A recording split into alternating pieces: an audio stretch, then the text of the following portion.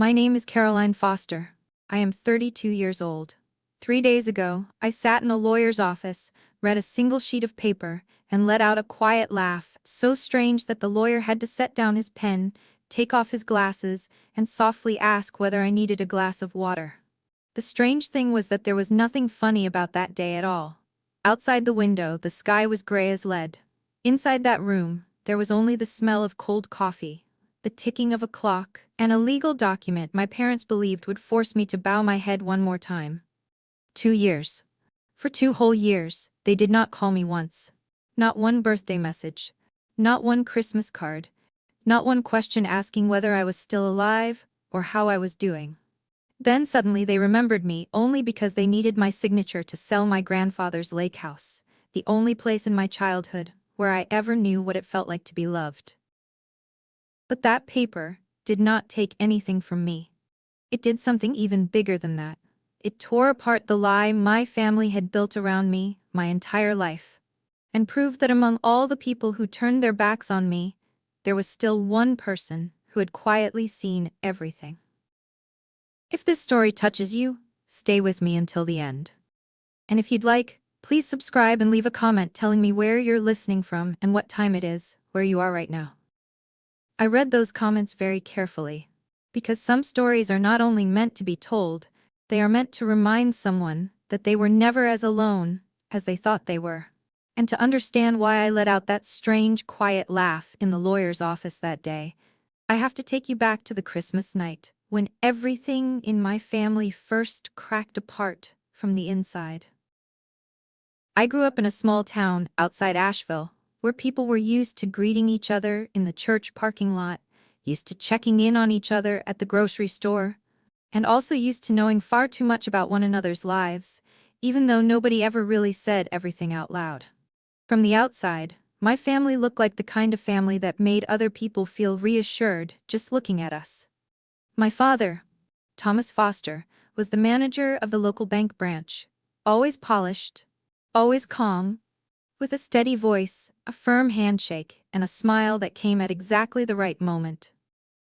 My mother, Elaine Foster, was gentle and neat, the kind of woman who could stand in a crowded kitchen and still keep her cream-colored sweater spotless. And my younger sister, Savannah, had been the light in the middle of that house from a very early age. She was 3 years younger than I was, with bright blonde hair, and when she smiled, the whole room seemed to lean just a little in her direction. I do not think my childhood was unhappy. When I was little, I simply thought every home must be like that. I thought every family probably had one child who needed to be prioritized more, needed more attention, needed more tenderness. Savannah had piano lessons because she has talent. Savannah had horseback riding lessons because she needs something to build her confidence. Savannah got her first car at 16 because it isn't safe for her to be coming home late at night. And I usually got answers so soft, so light, that no one could ever call them cruel. Maybe next year, Caroline. You're easier than your sister. You're the one we don't have to worry about. Back then, I heard those words as compliments. I truly did. I thought being strong was a beautiful quality. I thought asking for less gave my parents peace of mind. I thought if I were just a little better, a little smarter, a little more understanding, then one day it would be my turn. And they would finally turn and look at me with the same expression they always saved for Savannah. One year, when prom season came around, I did not say anything about dresses because I knew the family was already paying for Savannah's spring piano recital. My mother hung an old, dark blue dress in the closet, badly out of style, with lace at the shoulders that was starting to fray. I took it down, sat by the laundry room window, shortened the skirt, removed the sleeves, and carefully hand-stitched every little seam myself. That evening, my mother walked past, stopped for a few seconds, and said, "Oh, that actually looks fine." That was all. And I still remember smiling as if I had just been handed something precious. Another time at the school award ceremony at the end of the year, my name was called for top student in mathematics. I looked around the auditorium, searching for my parents among the adults squeezed into the folding chairs. I could not see them anywhere. After the ceremony, I sat in the hallway for almost an hour, my certificate in my lap, my back against the cold white painted wall, listening to the sound of footsteps passing by. Finally, my father came to pick me up. He glanced at his watch and said, as if he were explaining something perfectly reasonable, "We had to take Savannah for a fitting for her recital outfit. You understand, right?" I understood. Or at least, I trained myself to. That is how a child learns to shrink her own needs until they almost disappear. It does not happen in one day. And it does not happen because of one giant event. It comes slowly and quietly, like rain soaking through the edge of a roof. You do not notice you're getting wet until you have already been cold for a long time. I started doing everything for myself earlier than most girls my age. I got my own part-time job. I saved up to buy my own books. I found my own ride home from school activities. I taught myself to say, "It's okay," before anyone else had the chance to notice that something was not okay at all. There were evenings when I would walk past the living room and see my mother helping Savannah choose a nail color for the weekend, while my father leaned over to check her homework with such patience that I once believed maybe he was simply that gentle with all children. But then I would step into the doorway holding a permission slip that needed his signature, and he would only glance up for a second and say, "Leave it on the table, I'll look at it later." That later usually stretched until the next morning, or even longer. I did not blame them when I was little. Children do not have the vocabulary to name their sadness correctly. They only learn how to adapt to it. I did too. I became the kind of girl who did not bother people much, did not ask for help much, did not expect much. I thought that was maturity. It took me years to understand that it was not maturity. It was survival. And maybe what hurt me most was not that they hated me.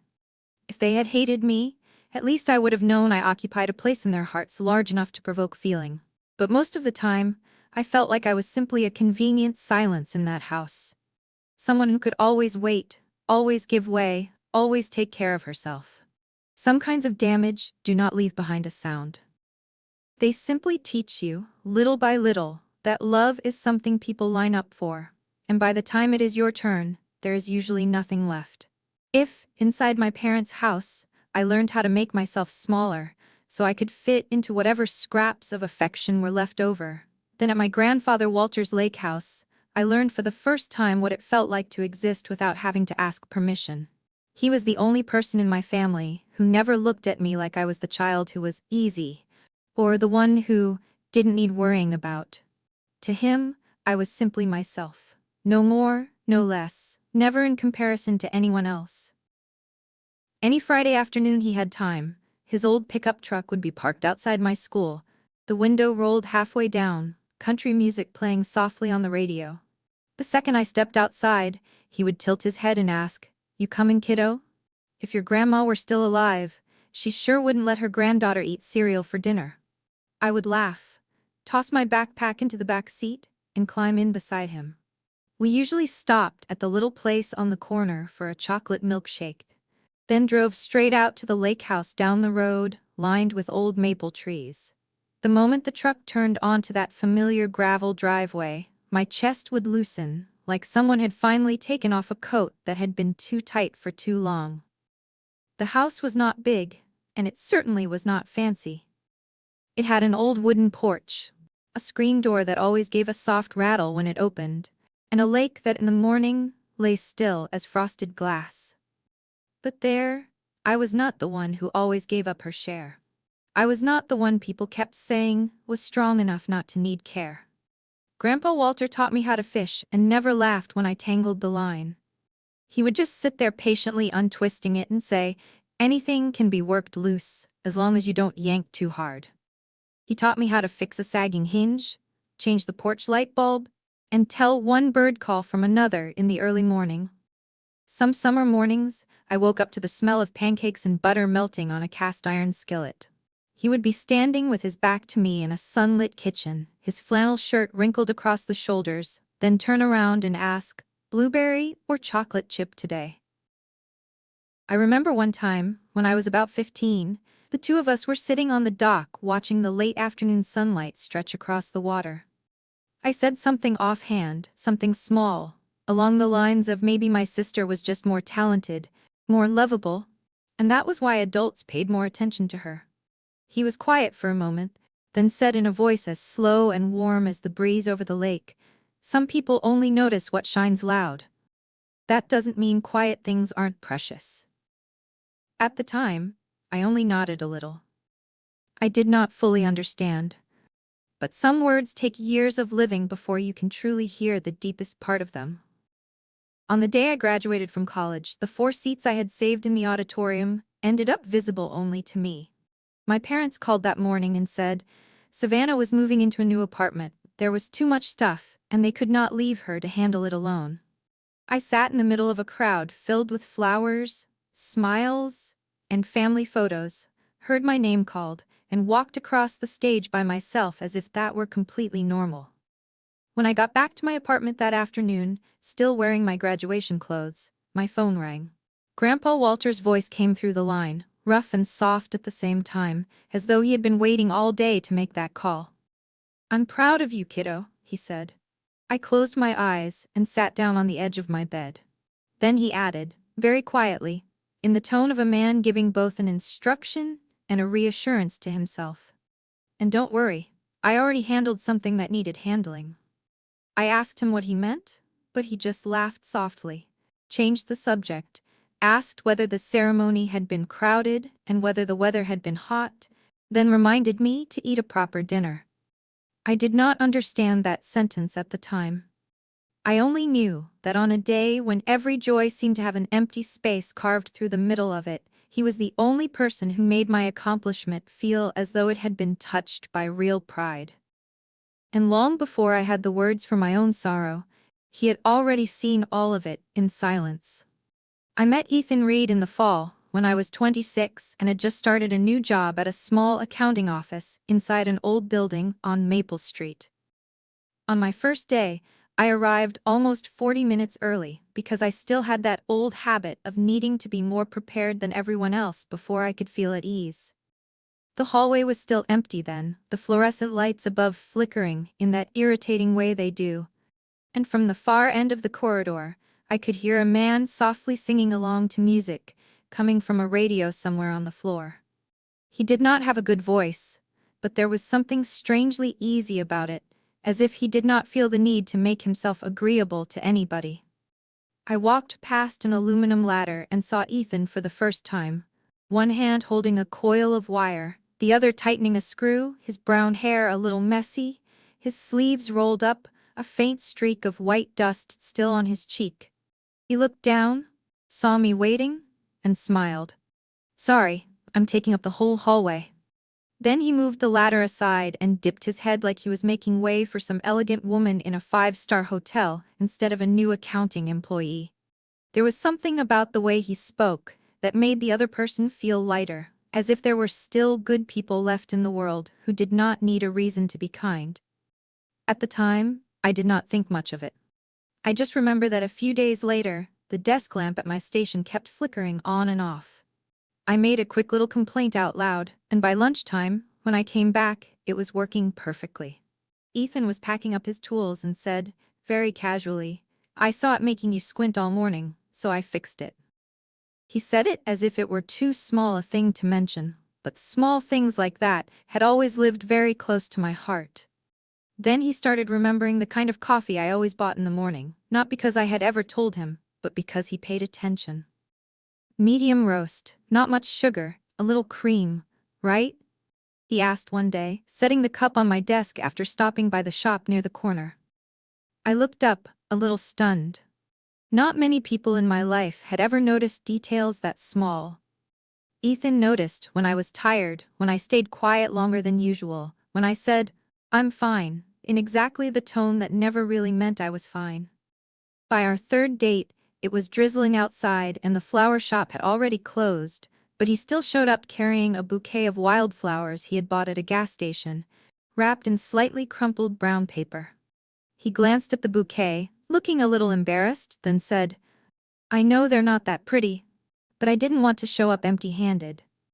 I took them from him and felt my throat tighten. Some people give you expensive things to impress you. Ethan gave me something simple, almost awkward, but it made me feel thought of. The love between us was not loud. It grew in late dinners, in the way he stood on my porch, fixing my doorbell, in our drives through town just to look at Christmas lights, in little questions like, "How was your day?" that he always genuinely waited to hear the answer to.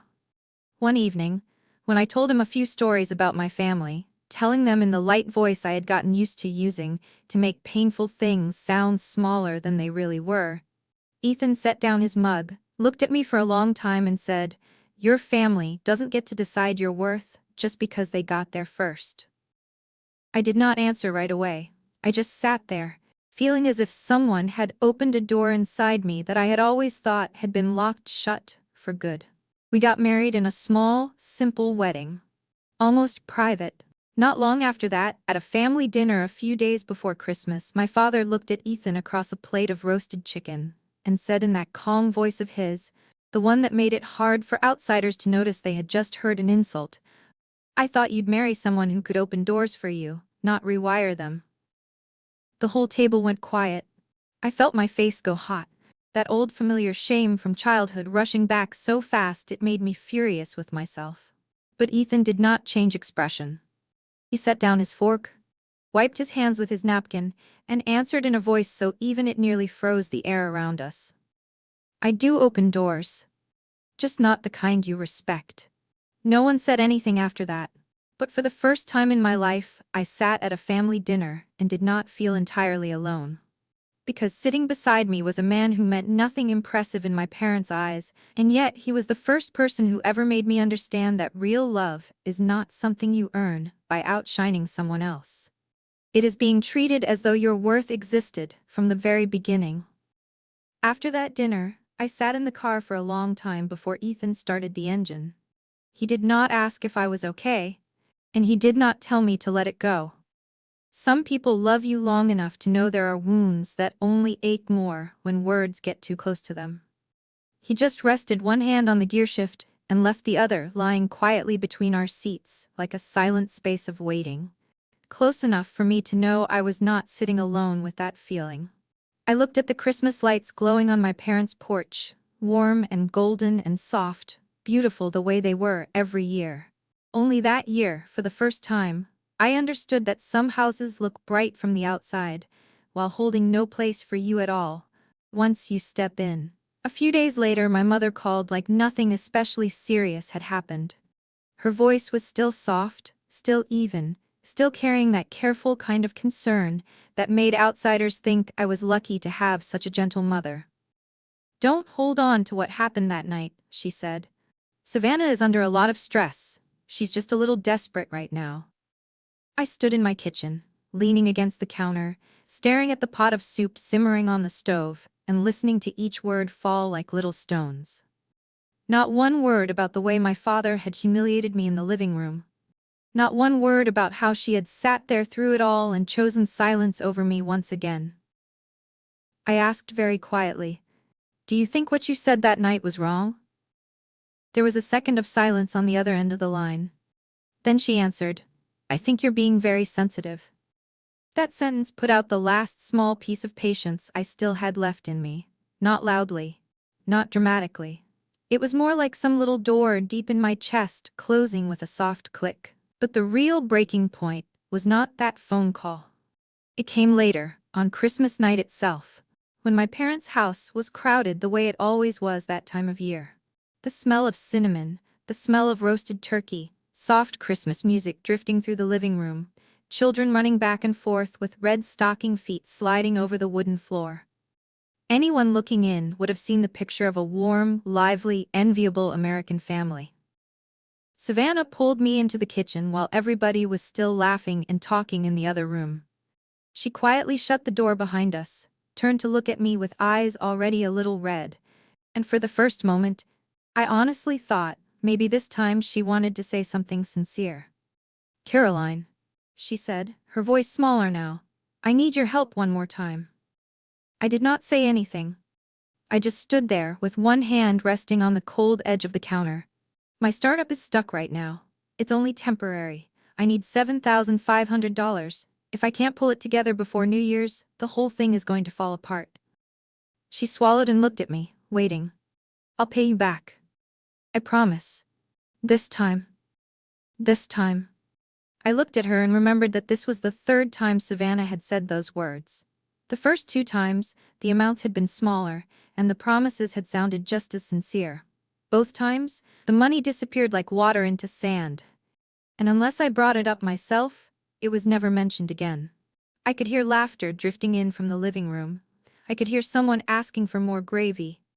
I could hear a cheerful Christmas chorus rise into the next refrain. And suddenly, I felt so tired, I no longer had the strength to pretend.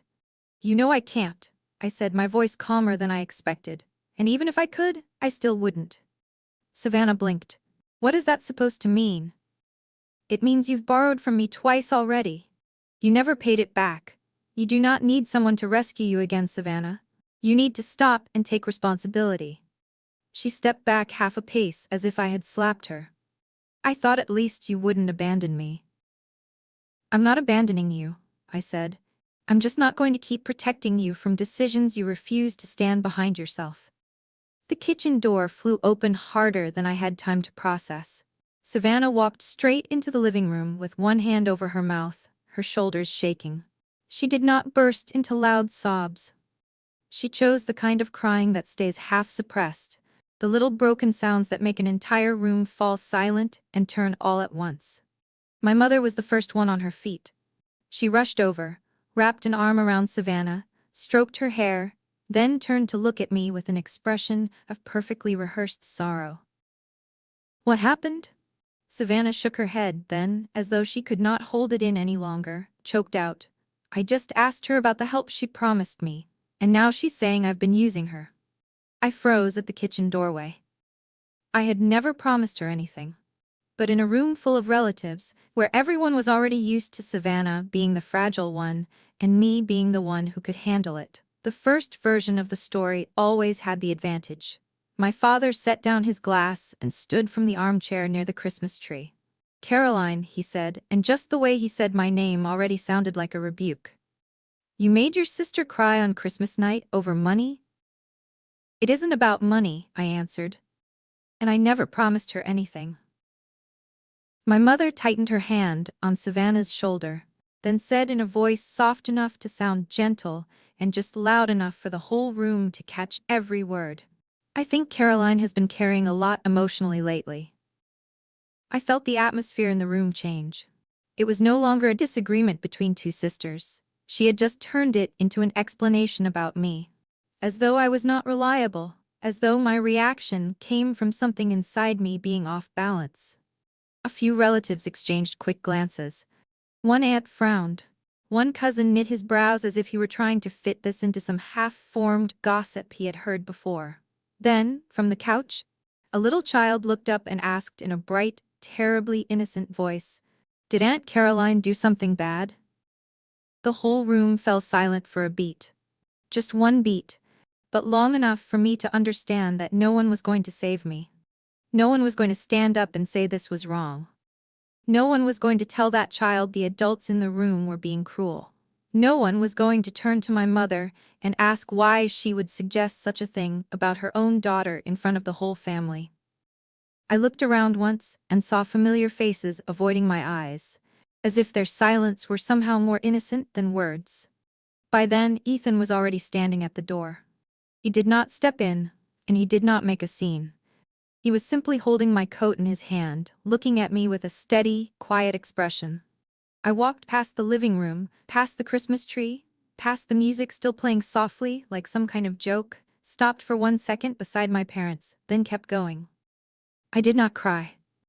Maybe because I had already been hurt beyond the point of being able to cry in front of them. I only knew that in that moment, something inside me broke all the way through. Not my anger, not my hope.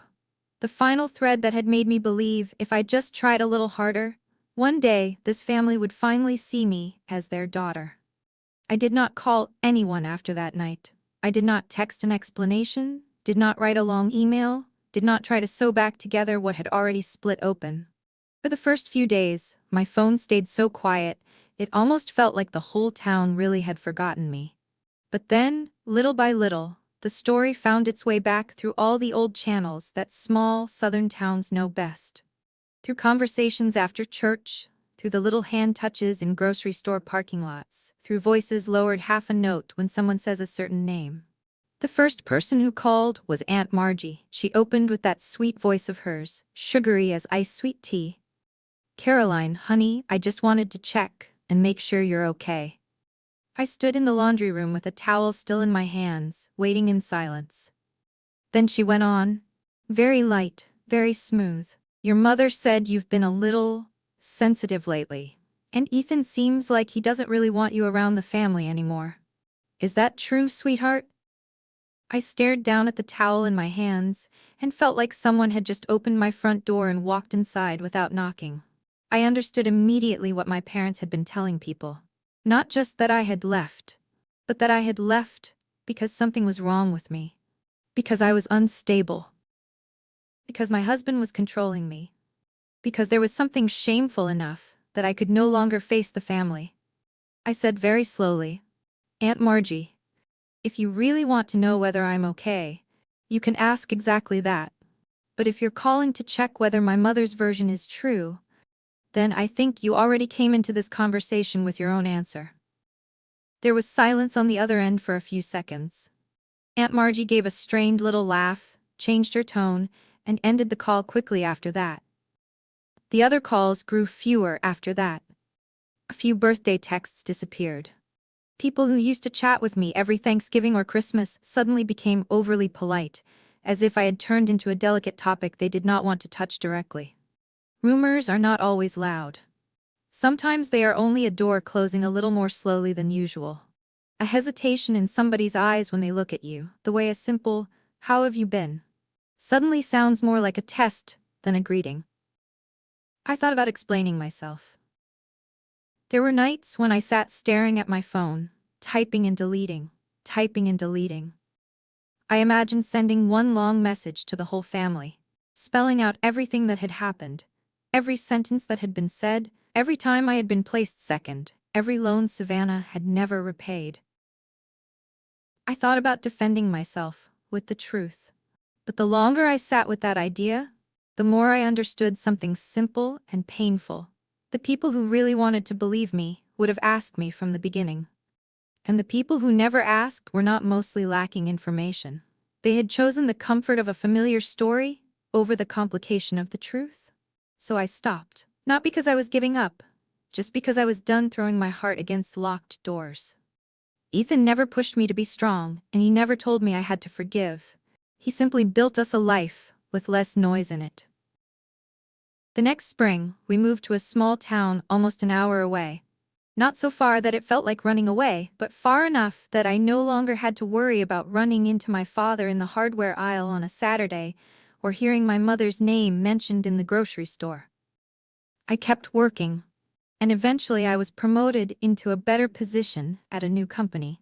Ethan expanded his business, hired 2 more workers, and had a clean new logo painted on the side of his old truck. We bought a small house with a front porch, a low white fence, and a kitchen window that caught the first sunlight every morning.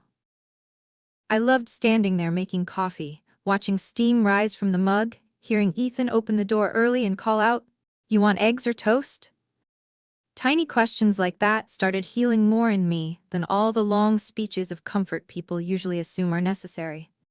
Some evenings, we sat on the porch without saying much, just listening to cicadas and the distant traffic from the main road. At first, that kind of peace felt strange, like wearing a shirt that was too soft after years of getting used to rough fabric. But slowly, I learned how to live inside it without feeling like I owed anyone for it. I did not fall apart the way their story about me said I would. I did not vanish. I did not become the tragic woman they could speak about with pitying eyes after Sunday service. I went to work, paid bills, watered the plants on the porch, learned how to laugh without apologizing for it, learned how to stay quiet without feeling like I had lost. There were still old Christmas nights that came back in flashes. There were still names in my phone I had not yet been able to delete. There were moments when I heard somebody call out Mom on the street and felt my throat suddenly tighten. Healing is not a straight line. It is something you do over and over, day by day, with hands that still shake, but already know they do not want to go back where they came from. And for almost 2 years, I had nearly convinced myself that silence would be the final shape of my relationship with my family. Until one morning in March, when the mail carrier left a thick white envelope on my front porch, with the name of a law office from the very town I had left printed in the upper left-hand corner. I did not open that envelope right away. It sat on the kitchen table for almost a full day. White, flat, sealed, as if inside were only a few cold lines of text and yet enough weight to throw a person's heartbeat off center. I passed by it several times, made coffee, wiped down the counter, opened and closed the refrigerator, but my eyes kept going back to that sealed corner of paper. The name of the law office in the upper left corner made my throat tighten. My old town. That exact place. The exact way things you think you have already buried somehow still know how to find you. The next morning, after Ethan left early for work, I sat down at the table and used my fingernail to slit open the edge of the envelope. Inside was a cleanly printed set of documents, neat and perfect, not a single spacing error anywhere. There is something about the cold perfection of legal paperwork that can hurt more than cruel words, because it leaves no room for feeling to enter. By the third line, my hands were cold. My father was preparing to sell the lake house on Cedar Ridge Road, and I was being asked to sign a formal waiver of any possible claim the law office assumed I might make as a potential heir. Apparently, before the property's full title history had been properly verified. That one sentence alone was enough to make the whole kitchen feel heavier. I kept reading. At the bottom of the page was a signature line already waiting for me. In the right-hand margin was a typed note with the response deadline, the transaction file number, and even the projected sale amount, $340,000. On paper, almost everything looked arranged. The buyer was lined up, the number was set, and the preliminary conditions were prepared. My signature, they seemed to believe, was the last obstacle they needed cleared away before the final title review. Not one word asking how I had been. Not one, "Caroline, how are you doing these days?" Not one trace of people who had once called me their daughter. It was just a process, a transaction, something they needed me to legitimize. I sat there for a long time, staring at the address of the lake house. In my mind, I could see the early morning water, the screen door tapping softly against its frame, the blue wooden chair on the dock, the smell of pancakes and melting butter in the cast-iron skillet. I saw Grandpa Walter's hands again, broad and warm, marked with tiny scratches from a life of woodwork and fishing lines. And in that same moment, as if someone had touched a locked compartment in my memory, I remembered the envelope he had left behind. It was in the bottom drawer of the wooden cabinet in my office, tucked between a few old files and one of Ethan's notebooks. I had kept it there for years, not because I had forgotten, but because I had never truly found the courage to open it. On the front, in Grandpa Walter's handwriting, steady and leaning slightly to the right, were the words, "For Caroline. When it becomes clear." Not "when you need it," but "when it becomes clear." As if he had known there would come a day when I would no longer have to guess. No longer wonder whether I had imagined my own pain. No longer question whether I was too sensitive, too stubborn, too hard to forgive. There would come a day when the truth would step into the light on its own. I sat down on the floor, leaned against the side of the couch, and held the envelope in my lap. My hands were trembling, not badly, but enough that I had to take a deep breath before breaking the old seal. Inside were 3 things. A set of legal papers printed on thick stock, notarized, sealed, official. A handwritten letter folded into thirds, and a small photograph, its edges yellowed with age, showing me as a child, maybe 8 or 9, standing on the dock with my hair blown by the wind, holding the first fish I had ever caught, smiling so hard my eyes were almost shut. On the back of the photo, he had written one short line, "So you never forget where you were loved." I had to set the photograph down for a moment before I was steady enough to look at the legal papers. The first phrase that struck my eyes was, "Irrevocable trust deed." I read slowly, page by page, as if moving too fast might make the truth disappear. Years before Grandpa Walter died, the lake house had already been transferred into an irrevocable trust. The trust records named me clearly as the sole beneficiary of the trust that held the lake house, Caroline Foster. I read it once, then again, then once more. Not my father, not a shared family asset, not something that would be divided later. That house had legally been set aside for me a long time ago. Long before any of this, the handwritten letter was underneath. I unfolded it and saw his writing, even and slightly slanted, still carrying the same deliberate hand of a man who did not speak his feelings often, but, when he wrote with absolute clarity. Caroline, I know how your father thinks. I know what gets excused in this family and who gets asked to carry the cost. This house is yours. Not because you need saving. Because you deserve to be chosen at least once without having to earn it. Love, Walter. I do not remember which line made me start crying. Maybe it was the word excused. Maybe it was chosen. Maybe it was the way he used so few words and still named an entire life I had never known how to describe. I had always thought what hurt me most was being forgotten. But sitting there on the floor in the afternoon light pouring through the window, I realized there was another pain even deeper than that.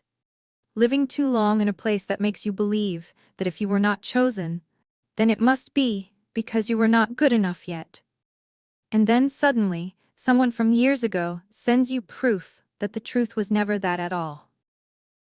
When Ethan came home later that evening, he opened the door and found me still sitting there, the papers spread around my feet, the little photograph resting in my palm. He did not ask anything at first. He simply closed the door quietly, set his tool bag on the floor, and came to sit beside me. I handed him the letter. He read it, looked up at me, and his eyes went softer. He knew, he said quietly. I nodded. He knew everything. Outside on the porch, the March wind moved through the still bare branches. In the kitchen, the wall clock ticked steadily the way it did every day. Almost nothing around me had changed, and yet inside me, something was being set back into its rightful place. It was not victory. It was not revenge. It was a feeling far quieter than that, much deeper, as though some small part of me that had been standing in the cold outside the door for years had finally been let in. And along with that gentleness, something else started coming into focus too. My father had not sent that letter because he missed me. He had sent it because he believed I would do what I had always done. Yield, absorb, sign, step aside. Only this time, the one person who had ever truly seen me had moved years ahead of him. The next morning, I called Halston Pierce, who had once been Grandpa Walter's personal attorney. I still remembered his name because when I was younger, I had seen him come by the lake house a few times, always carrying a dark brown leather briefcase and speaking to my grandfather in a low, slow voice, as if nothing in the world ever needed to be rushed. When the receptionist connected us, he recognized my name within minutes. Caroline Foster? He repeated, his voice older now, but still firm. I've wondered how long it would take before you opened that envelope. I sat up straighter in my chair, one hand tightening around my pen. Outside the dining room window, the sky was dim, and the last branches of late winter scratched softly against the glass. I told him briefly about the letter from the law office, about the waiver they wanted me to sign, and then asked the only thing I truly needed to hear from someone who understood the law better than I did. Is the trust solid? He did not answer right away. I heard papers shifting on his end, then a quiet clearing of his throat. Not only is it solid, he said, it's exceptionally tight. Walter set that trust up more carefully than most people prepare a lifetime will. The lake house never belonged to your father once the trust was established. It never went through probate, it is not part of the estate for division, and legally speaking, Thomas Foster has no authority to sell it. I closed my eyes for 1 second. Not because I was shocked anymore, but because when a painful truth gets confirmed in precise legal language, it carries a different kind of weight. So you're saying, I said slowly, he just assumed the house was his? More accurately, Mr. Pierce replied in a voice so calm it sounded cold. He behaved as though whatever he wanted automatically became true. That sentence stayed with me long after the call ended. I asked him to send me full copies of the trust records, the notarized transfer documents, the title history, everything I might need. He agreed immediately, and before he hung up, he added one more sentence that kept me still for several seconds after the line went dead. Walter did not create that trust because he thought you were weak, Caroline. He created it because he knew exactly who this family would expect to absorb the loss. That same afternoon, while I was still sitting at the dining table surrounded by printed records and handwritten notes, my phone vibrated. It was Lena, Aunt Susan's daughter, the cousin I had once been closest to when we were younger. We had not had a real conversation in nearly 2 years, only a few bland birthday messages and the occasional heart reaction under each other's dog photos online. I stared at her name on the screen for a few seconds before answering. "Is this a bad time?" Lena asked immediately. Her voice was low and tight, as if she were standing somewhere she did not want anyone overhearing her. "What's wrong?" There was a beat of silence on the other end. Then Lena let out a soft breath. "Caroline, you need to know this before Friday." I got up and carried the phone out onto the back porch. The March air was just cold enough to sharpen my thoughts. Ethan was out on a job site, and the house was so quiet I could hear the branches dragging lightly against the fence. Lena began speaking slowly, layer by layer, like someone carefully untangling a coil of thread she did not want to touch. "It's not just Savannah's business losing money," she said. "It's worse than that. Uncle Thomas refinanced their house last summer. He also pulled some money out of retirement early, and he co-signed a commercial loan for Savannah's store. Everybody thought it was just helping her get started, but really, they poured almost everything they had into it." I leaned one shoulder against the porch post, staring down at the weathered boards beneath my feet. "How much?" "I don't know all of it, but I heard Dad say the private bank loan already went way past what they originally planned, and suppliers are pressuring them too. Savannah is 2 months behind on the rent for the storefront. Uncle Thomas told everybody not to worry, that selling the lake house is just reorganizing family assets." Lena stumbled a little over that last phrase, as if even she could hear how smooth and false it sounded. Reorganizing family assets. I let out a short laugh, and there was no humor in it. The house my grandfather had left for me. The memories they never cared enough to ask whether I still carried. The only love in my childhood that had ever made me feel visible. In my father's mouth, all of it had become a line item ready to be liquidated so my sister's losses could be covered. Lena still was not done. "Caroline, there's one more thing." This time she stopped completely. I heard her take a breath. "Uncle Thomas told the whole family you're going to sign." I did not answer. "He said." Lena hesitated, then lowered her voice even further, as though she knew repeating it would hurt me. "Caroline will sign. She always does when it matters." I closed my eyes. There are sentences that do not just feel true. They hit with such force that your whole life suddenly seems turned inside out right in front of you. Because my father was not guessing. He was speaking from a pattern I had repeated my entire life. I was the one who stepped back, gave way, called it family, and swallowed whatever unfairness followed. I was the one who explained things away for them every time they forgot me, the one who softened my own hurt into something easier to live with so I could stay. In my father's mind, that was not kindness. It was a mechanism, a button he knew how to press, knowing I would do whatever made life easiest for everyone else, as long as it was hardest on me. "I'm sorry," Lena said softly. "I shouldn't have needed to hear that before I called, but I just couldn't take it anymore." I opened my eyes and looked at the little road in front of the house, washed in pale late sunlight. "No," I said, calmer than I expected to sound. "You were right to call." After the call, I stood out on the porch for a long time, not to cry, not even to calm down. What I felt then did not resemble pain in the old way anymore. It was sharper than that. Cleaner.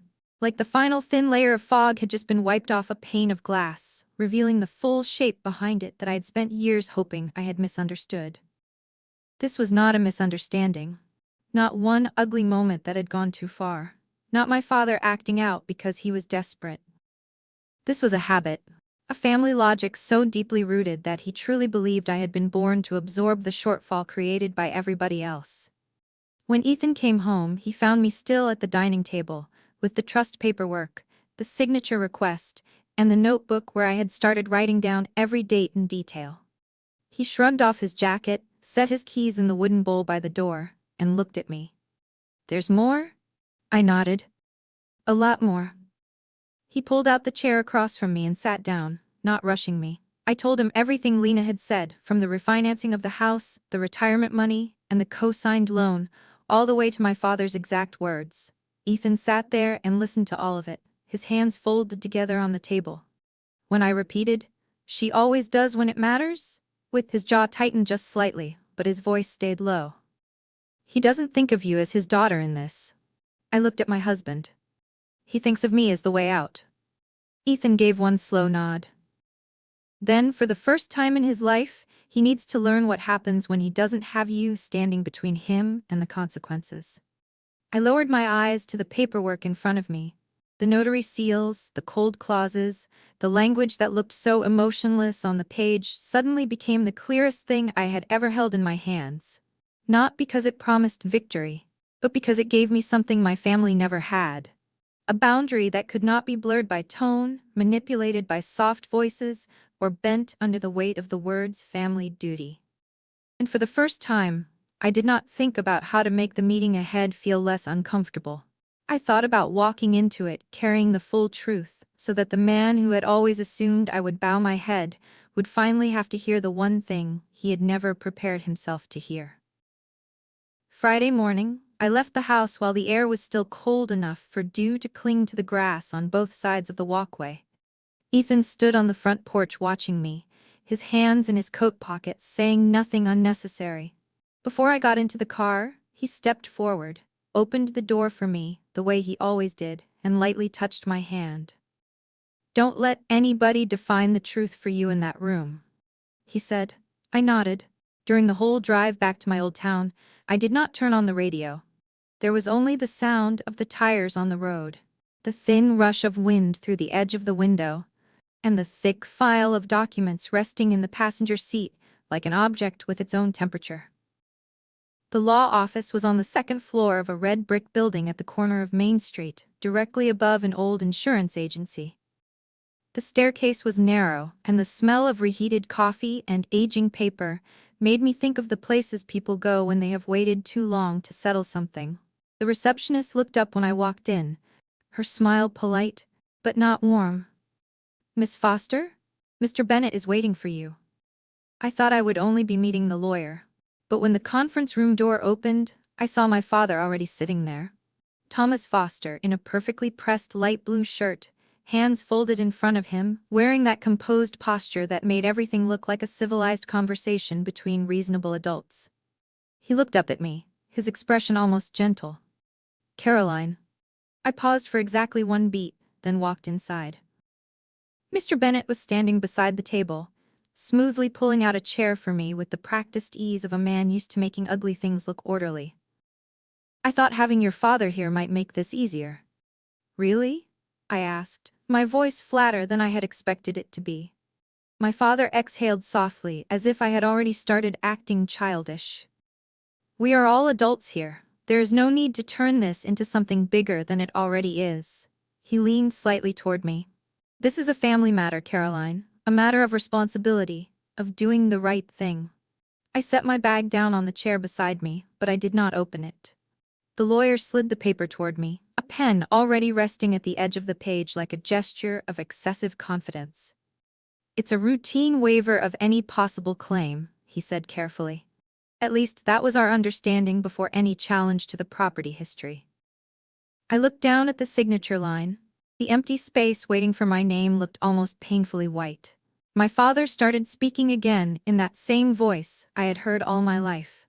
The one he used at the bank, at church, at family dinners, whenever he wanted the room to tilt his way.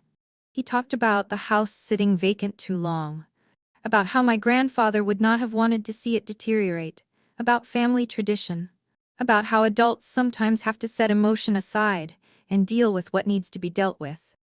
Then, almost as casually as if he were mentioning the weather, he added, "You have stayed away from the family for 2 years now. I understand Ethan has a strong influence on you. I don't blame him. But don't let someone else make you cut yourself off from your own blood." I looked up at him. "Ethan hasn't made me do anything." My father raised an eyebrow slightly and turned toward the lawyer, as though he were sharing some private concern. She was never like this before. Lately, she's become very extreme, very emotional. Elaine is worried she hasn't really been stable. The way he said the word stable made it sound like a diagnosis other people had already confirmed. Mr. Bennet did not say anything, but I saw his expression shift just enough to tell me my father was using the same old strategy again. If he could not dismantle my position, he would dismantle my credibility. Before I could answer, my father's phone started vibrating on the table. He glanced down, probably thinking it would take only a second, and answered too quickly, not noticing that the speaker volume was still high. Savannah's voice instantly filled the room, thin and tense, and too rushed to hide anything. Did she sign? Because if she doesn't, Monday we lose everything. The room went completely still. My father snatched up the phone, but Savannah kept going, and her next sentence cut through the silence like something too real to pull back. She always folds when Dad pushes hard enough. He ended the call. Too late. I did not look at the lawyer right away. I looked at my father. For the first time that morning, he did not have the next sentence ready. His face was still controlled, but something in his jaw had tightened. I could hear my own heartbeat, slow and heavy, like a steady knocking under deep water. So, I said quietly, that was the real plan. Caroline, he started. I lifted one hand, not high, just enough to stop him. Then I opened my bag, took out my file, removed the clip, selected the exact notarized documents with the blue seal, and slid them across the table. Not hard, not dramatically, just one straight, precise motion, the way a person places the truth where it belongs. Mr. Bennet bent down to read. At first, his face still held that faint professional neutrality, but the farther he read, the more that expression changed. He turned to the second page, then the third, and his fingers stopped on the line naming the beneficiary. When he looked up again, he was no longer looking at me like someone expected to sign a paper. He was looking at me like someone who had just realized he had been invited to witness something entirely different. I placed both hands on the edge of the table and looked directly at my father. You didn't bring me here to sign away my claim, I said, each word slow and deliberate. You brought me here to sign away what was never yours. My father turned sharply toward the lawyer. What is this? Mr. Bennet cleared his throat, and his voice no longer carried the smooth confidence it had before. This is an irrevocable trust deed executed by Walter Foster. It is notarized. It is legally valid.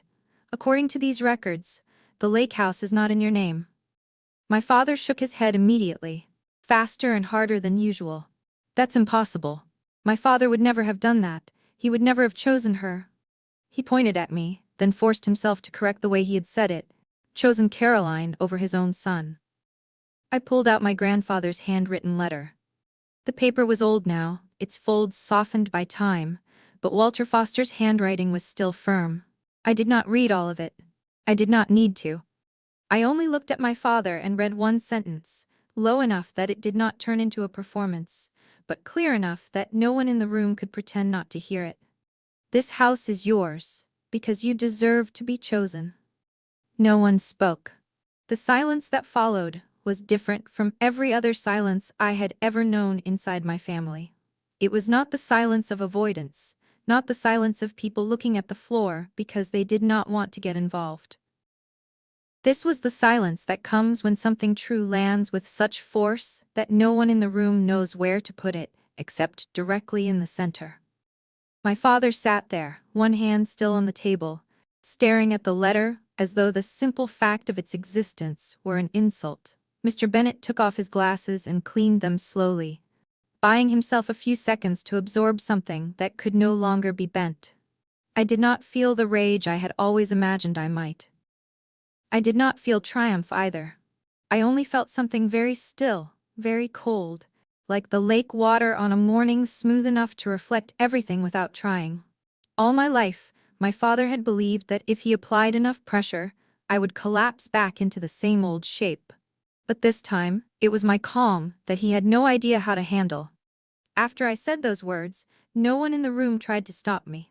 Mr. Bennet was the first one to stand, and his whole tone had changed, as if in 10 short minutes, The ownership of that room had shifted in a way none of them had expected. He said the entire transaction would have to be reviewed in full, that he would need to contact the buyer, and that no further steps could be taken until the legal status of the property was fully verified through the trust records. My father did not argue anymore. He sat still, eyes fixed on some point on the tabletop, looking less angry than like a man who had just walked through the wrong door, one he had always assumed would open for him. I left the office alone. Outside, the sky was clearer than it had been that morning, and sunlight fell at an angle over the old shop windows on Main Street. I did not feel relief right away. Some truths, even when they stand on your side, still leave behind a strange hollow space after they explode. I sat in my car for a long time, my hands on the steering wheel, the file resting quietly in the passenger seat like another heartbeat. When Ethan called, all I said was, "It's done." He was silent for a second, then asked, "Are you okay?" I looked toward the end of the block, where a little child was pulling on his mother's hand at the crosswalk, and answered honestly, "I don't know yet, but I'm not afraid anymore." Everything started unraveling faster than I expected after that. The buyer backed out within the week. As soon as the trust records were fully reviewed and the title history confirmed, no one wanted any part of a sale resting on an ownership claim that had no legal basis. The money my father had been counting on never came, but the payments still arrived exactly when payments always do. Lena called me in pieces, not to gossip, but because, in a small town, what happens in a family like mine eventually spills out through conversations in church parking lots, at the checkout line in Kroger, or while people are pumping gas on a Saturday afternoon. Savannah's store shut down before summer. The polished social media posts about a women-owned brand vanished so quickly it was almost like they had never existed. The remaining inventory was sold off. The sign came down. A dream built on borrowed money, and everybody else's confidence finally had to answer to math instead of belief. My father sold the SUV first. Then he withdrew part of his retirement money early and took a penalty painful enough that even Lena, who usually told stories in the gentlest possible tone, had to lower her voice when she said the number out loud. My mother stepped down from leading the church women's group. I heard she still attended services and still wore pale cardigans and her pearl brooch the way she always had, but she no longer stayed afterward to talk for long. Reputation does not always collapse with a loud sound. Sometimes it cracks quietly, and then the truth seeps in through the fracture. In a town like the one where I grew up, the truth travels slowly, but it travels far. I thought that was where it would end. But 2 days later, Mr. Pierce called. "Caroline," he said, in that steady tone of his, as though he were simply informing me that rain might be on the way, "your parents in Savannah are at the lake house." I stood in the kitchen with a dish towel still in my hand. "What do you mean?" He let out a very soft breath. "I mean they drove out there themselves, brought belongings with them, and seem to think that if they stay long enough, emotion will turn into ownership." I sat down in the nearest chair, staring at the patch of sunlight lying quietly across the floorboards. Ethan looked up from the sink fixture he had been taking apart, and one glance at me was enough for him to know something had happened. I told him. He dried his hands on a towel and pulled out the chair beside me. "What do you want to do?" I used to be the kind of person who would have driven straight there, stood on the porch and used every ounce of hurt inside me to demand back what was mine. But I did not want to do that anymore. Not because I had become weaker. Because I had become different. "I want the lawyer to handle it," I said. Ethan studied me for a few seconds, then nodded slowly. "Okay."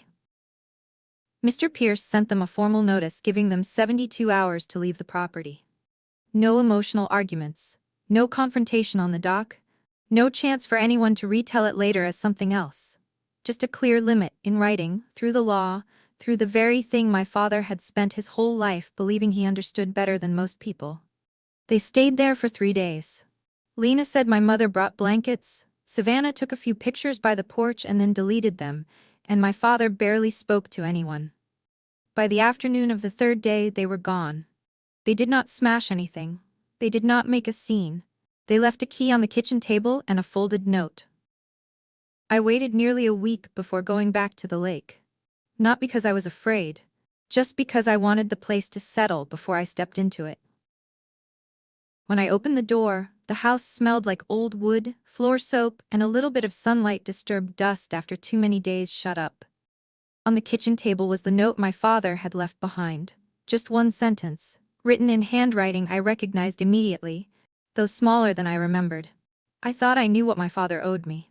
No apology, no excuse, no blame, just one line, as though for the first time in his life, he had stood still in front of a truth without trying to reshape it to suit himself. I read it once, folded it back up, and slipped it into my coat pocket. I do not know whether that sentence changed anything, but for one brief moment, it made my father seem more like a human being than a wall. The apologies that came after that took many different forms. Aunt Margie called again, and this time she did not circle around anything. She said, "I heard the wrong version, and I should have asked you first. I'm sorry." I thanked her, and that was all. A few cousins sent short messages like, "I should have spoken up sooner," or "I didn't realize it had gotten that bad." A few others never contacted me again at all. I did not chase them. Not everyone who turns away will turn back around. And not every door that closes needs to be opened again. Savannah texted me late one evening. The message was longer than I expected, but it still carried that familiar halfway posture of hers. She said she was sorry that everything went too far. Sorry if I had felt hurt. Sorry for saying things she should not have said under pressure. Not one sentence looked directly at the full truth. But between all the places where she avoided it, I still noticed something new. For the first time, she no longer completely believed life would automatically bend back toward her. I did not answer right away. I did not delete the message either. I just left it there. The way someone leaves a cracked cup on a shelf because they still do not know whether to mend it, keep it, or throw it away. That summer, Ethan and I began repairing the lake house. Not the kind of renovation people do to raise resale value. We repaired it the way people care for something that once helped raise them. Ethan replaced old wiring, fixed the porch light, and adjusted the screen door so it would stop rattling so loudly. I repainted the window ledges, washed the curtains, and reorganized the kitchen cabinets. In the shed out back, I found Grandpa Walter's toolbox.